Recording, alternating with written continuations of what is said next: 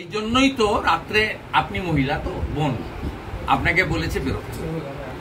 আপনি যে প্রফেশনে আছেন, মেন স্ট্রিম মিডিয়া হতে পারে, ইউটিউবার হতে পারেন, পোর্টাল চালাতে পারেন, আপনাকে মুখ্যমন্ত্রী বলেছে রাত্রে বেরোতে।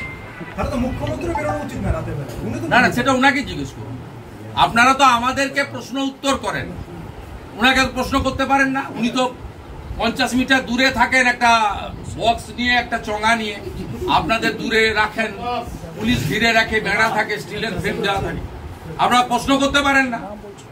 দাদা, পুলিশের একটা বড় ভূমিকা। উনি যদি লিডার অফ দ্য হাউস হন, যদি 2,75,00,000 রিপ্রেজেন্ট করেন, I am also leader of the opposition. I am also representing 2,33,27,000. আমি আপনাদের কোঅপারেট করি, ভালো প্রশ্নেরও উত্তর দিই, সমালোচনারও চেষ্টা করি ক্লারিফাই করার। দাদা, একটা প্রশ্ন করব। কিছু ভালো কথা সমালোচনা করলে সংশোধন হওয়ারও চেষ্টা করি। আপনি তো এই মুখ্যমন্ত্রীর কোনো প্রশ্ন উত্তর পাবেন না। ওনাকে যদি সাহস থাকে, দার্জিলিং এর মিরিকে চলে যান, ঠান্ডা পড়ে গেছে, আবহাওয়া অত্যন্ত মনোরম, বিকেলবেলা উনি ব্যাডমিন্টন খেলবেন, চলে যান ওখানে। 36 ঘন্টা পরে পিওটা ভিড়লো আর 44 ঘন্টা পরে ফরেন্সিক, তার আগে প্রচুর মানুষ ওখানে ঘুরলো। এটা কি আইওয়াস? 36 ঘন্টা পরে পিওটা হচ্ছে কর্ডন করলো। আমরা মেডিকেল রিপোর্টের কপি গার্ডিয়ান যতক্ষণ না পাচ্ছে এ সম্পর্কে বলা ঠিক হবে। দাদা, পুলিশের ভূমিকা, কারণ এফআইআর এ তো আপনার গ্যাং রেপ সেকশন লাগিয়েছে। কাল যে ফরওয়ার্ডিং হয়েছে অল সেকশন বিএনএস এর করেছে, এবারে বাকি 164 মে করবে, সেটা আপনি জানতে পারবেন না, বাবাই জানতে পারবে।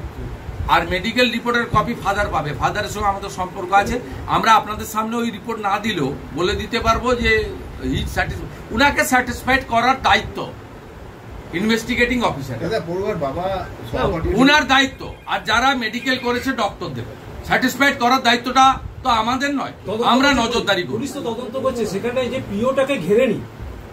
আমি টেকনিক্যাল পয়েন্টে যাব না, ফরেন্সিক করেনি কিনা টেকনিক্যাল পয়েন্টে, যতক্ষণ না হ্যান্ড ওভার হচ্ছে মেডিকেলের কাগজপত্র। ইনিশিয়ালি এফআইআর এ গ্যাং রেপের সেকশন লাগানো হয়েছে, ফরওয়ার্ডিং করা হয়েছে, যে 3-4 জনকে পুলিশ এখন অব্দি ধরেছে, দে আর ইনভলভ, ওরা ইনোসেন্ট নয়। অতএব বাকি অ্যাকিউজডকেও ধরবেন, প্রপারলি চার্জশিটেড করবেন, প্রপারলি পানিশমেন্ট করবেন এবং ফাস্ট ট্র্যাক কোর্টে নিয়ে যাবেন, এবং উইদিন 2 মান্থ or 3 মান্থ যাতে ডেথ সেন্টেন্স হয়, এটাই আমরা ডিমান্ড করব এবং প্রে করব। এবং যেটা ভারতীয় ন্যায় সংহিতা আছে, মোদিজির নেতৃত্বে যে নতুন আইন হয়েছে, তাতে এটা আছে বলেই মাটিগাড়া, কুলতলি এক্ষেত্রে ডেথ কনভিকশন হয়েছে। বিএনএসে তো আছে, নতুন করে তো কোনো ব্যাপার। নির্যাতিতার বাবার কথা বলছেন, নির্যাতিতার বাবা কিন্তু সহপাঠীর দিকে আঙ্গুল তুলেছে, যে তাকেও নির্যাতিতার বাবা যা বলেছে তাকে পূর্ণ সমর্থন করব, এবং বাকিটাও উনি বলবেন, আমি এর বাইরে কিছু বলবো। উনার বক্তব্য, সেটা উনার বক্তব্যকে গুরুত্ব দেওয়ার দায়িত্ব ইনভেস্টিগেটিং অফিসার। এখনো সমস্যা সৃষ্টি হচ্ছে মাঝে মধ্যেই, সেখানকার আপনাদের দুর্গাপুর পশ্চিমের বিধায়ক লক্ষণ বড়ুয়ের সঙ্গে বচসা চলছে পুলিশের। যা পারে করুক, আন্দোলন করবো, আন্দোলন ঠিক আছে, অনুমতি লাগে না, হ্যাঁ অনুমতি ছাড়া লাগে না। বিরোধী দলনেতাকে, বিজেপিকে ভয় পাচ্ছে।